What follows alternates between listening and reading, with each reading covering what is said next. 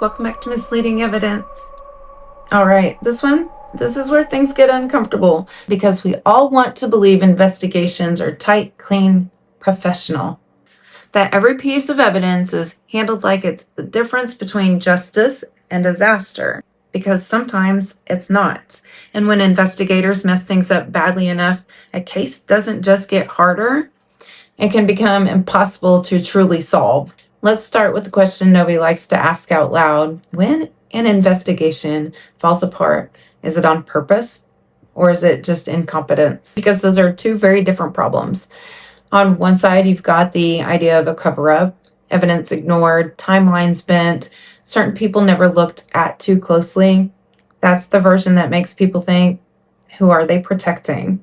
On the other side, you've got something almost just as dangerous. Officers who simply weren't trained well enough to handle what landed in their lap. Small department, big crime scene, high pressure, and suddenly mistakes start stacking up. And here's the problem. Once a mistake happens at a crime scene, you don't get a redo and don't get to go back and say, oops, let's recollect that DNA properly, or let's redocument that footprint we stepped on. It's gone forever. Crime scenes are fragile. People don't realize that. Every step, every touch, every person walking in and out, it all matters. Chain of custody matters. Scene control matters. Even something as simple as who enters the room first matters. Because once contamination happens, you've just introduced doubt. And doubt spreads fast. Now, every piece of evidence has a question mark attached to it. Is it real? Was it moved? Was it transferred? And this is where things start to fall apart in court, because the justice system isn't supposed to be built in probably. It's supposed to be built on reliable evidence. So what happens when the evidence itself is no longer reliable? What are we actually convicting someone on at that point? A theory, a narrative, a story that fits even if the foundation under it is cracked? Now let's bring this into a real world conversation, the Idaho 4 murders, because this case has people split right down the middle. You've got one side saying the evidence points clearly to Brian Koberger, and on the other side saying something about this just doesn't sit right. And that tension, that comes from questions about the investigation itself. We're talking about a brutal crime scene, multiple victims, different rooms, different floors, a tight timeline that already pushes the limits of what most people believe is physically possible. And in a case like that, the investigation has to be airtight. Not pretty good, not close enough, airtight. Because when the stakes are this high, when you're potentially putting someone on death row, you don't get to have gray areas. But here's where people start raising eyebrows. Questions about the timeline, questions about how the scene was processed, questions about what evidence is actually connecting a person to the crime versus what might be interpreted or inferred. And one of the biggest conversations, the reliance on very specific types of evidence, like touch DNA, without a mountain of supporting physical evidence backing it up. Because here's the reality, evidence doesn't exist in a vacuum. It's supposed to connect. It's supposed to reinforce itself from multiple angles.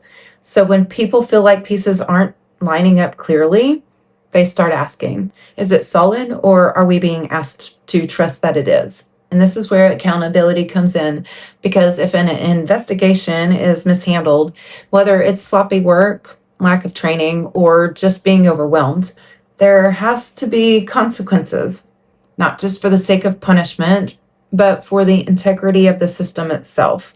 Because if investigators know there's no real accountability, what's stopping corners from being cut? What's stopping assumptions from replacing actual evidence? Now let's talk about something that should not be controversial, but somehow is. Should special training be required for death penalty cases? The answer should be obvious. Yes, absolutely, without a question, because these are not normal cases. These are the highest stakes decisions the justice system can make. You're deciding on whether someone lives or dies. So why would we allow anything less than the most experienced? high-trained professionals handling those scenes. Why would we accept on-the-job learning in a case where a mistake could cost someone their life? And here's the part people struggle with the most. How do we accept an outcome when the evidence doesn't feel solid? When something feels off? When there are unanswered questions that don't just go away? Because once a verdict is reached, the system accepts closure. But closure doesn't mean certainty, and those are not the same thing. And now we're left with the bigger question. If a crime scene is mishandled to the point where evidence can't be fully trusted, should that case even move forward the same way? If the investigation itself is being questioned, how confident should we really be in the conclusion? And if we start accepting outcomes built on shaky ground, what does that say about the standard we are willing to live with? Because this isn't just about one case. It's about every case that comes after.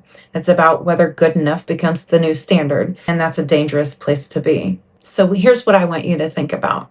If the foundation of a case is compromised, can the truth ever really stand on top of it? And at what point do we stop defending investigations and start demanding better ones?